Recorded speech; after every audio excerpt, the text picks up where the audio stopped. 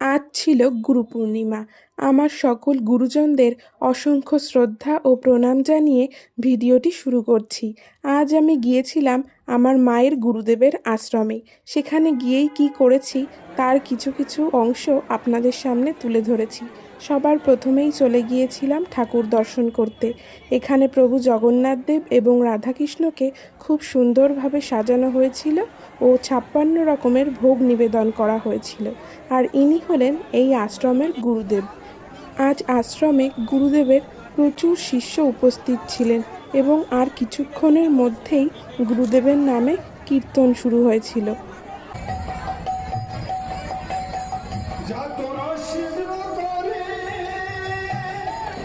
কীর্তন শেষ হওয়ার পরই এখানে প্রসাদের ব্যবস্থাও করা হয়েছিল।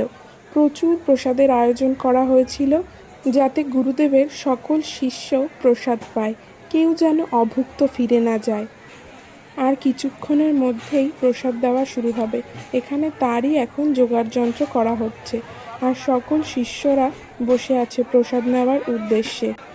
তো সেখান থেকে আমাদের জন্য কি কি প্রসাদের আয়োজন করা হয়েছিল সেটা আসছে নেক্সট পার্টে। ভিডিওটি ভালো লাগলে অবশ্যই লাইক, কমেন্ট এবং শেয়ার করবে।